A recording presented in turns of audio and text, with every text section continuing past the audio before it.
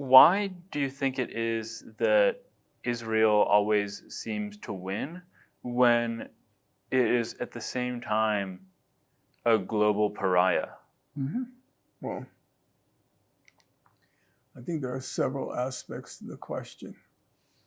First of all, it has the United States and the European countries in its corner. And that's a very formidable political and military force. I mean, Israel couldn't have fought for one day without the US weapons. So that is a phalanx of power that's very hard to defeat. The US thumbs its nose at the rest of the world.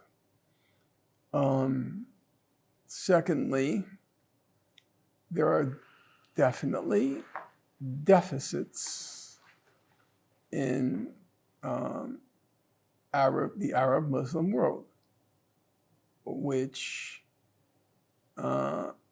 make it a less rational actor than it could be were those deficits not there. I believe that Hezbollah was a very rational actor, had a very high level of technical competence. I met them, and on a personal basis, I would say it was, and let me be clear, I'm talking about very few people, but I met them. I watched their translators. I've seen the best simultaneous translators work. I remember when I was in Germany. I don't know if you ever see how a simultaneous translator works. They go like, no. Oh, it's fascinating to watch how they translate. And I had a very good, when my book, The Holocaust Industry, came out, I spoke a lot in Germany, and they had their translators. You know, the publishers had the translators when I was speaking to the audiences. And it was a marvel to watch how they like put one word here, one word there, one word here, and then their mind fills in everything else, verbatim. And when I was in Lebanon, I was with one of the Hezbollah translators. I noticed he had the same style. They were highly competent. But as I said, I misjudged it. I didn't see that however high their level of competence, you're not going to win against 10,000 Marcones. It's not going to happen. And Mark was a very hard worker.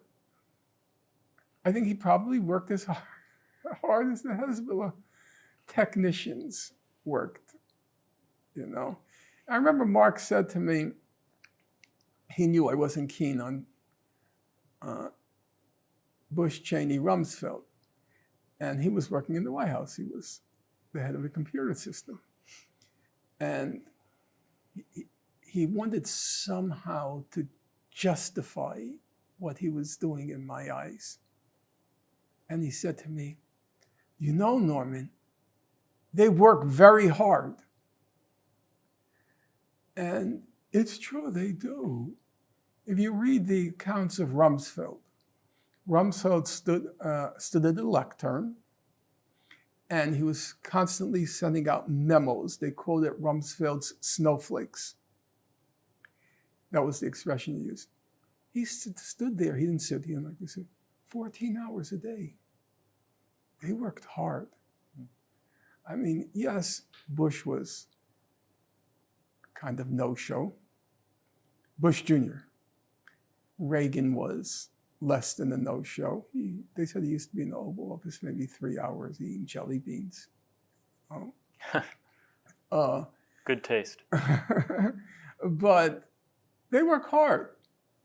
I kind of didn't see that. So in general, there wasn't the level of competence and dedication of Hezbollah. And I remember just the other day, I was talking to my friend Sana Qasim. She's responsible for my social media because I don't know anything about social media. I've never been on it. I've never been on Facebook. I saw you had an Instagram the other day and I was impressed. It wasn't mine. Okay. Somebody had appropriated my name. And you don't strike me as an Instagram guy. You don't have a cell phone. I don't even know what it is. Yeah. But I was very upset about that because they were posting things on that, whoever did it, posting things which were totally antithetical to my beliefs. And I understood that we finally got it down. You know, it's very hard to get these things removed.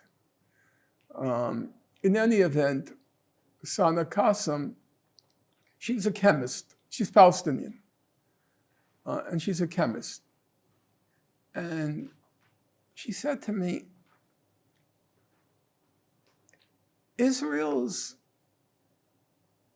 what Israel is doing to the Arab world is unnatural. You know, it's not like, she wasn't using political language. She was using the language of the natural sciences. It's against nature that a country of 8 million people can carry on this way. I mean, just in the past week, bombing Gaza, bombing Yemen, bombing Syria, bombing Lebanon, bombing Iran. It's unnatural, she said. And part of me resonated to that. It can't go on. It can't go on. Something finally has to give because, as Sana said, it goes against nature. But then the other part of me says, number one, there's no reason why. I mean, my memories are very vivid, say, of the decision to invade Iraq in 2003. That's 20 years ago. And for me, it's like yesterday. I remember exactly where I was standing. I was at a rally at my college, you know, a demonstration at my college. So 20 years is yesterday. I won't live another 20 years. So it's unnatural, but I won't see nature take its natural course.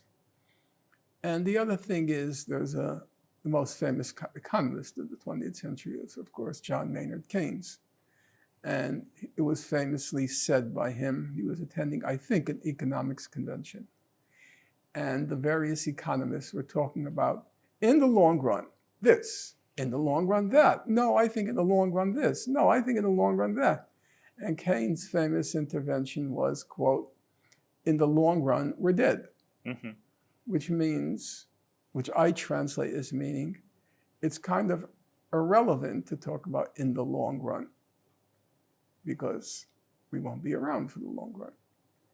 And so it may be against nature, but the corrective to nature, that's in the long run.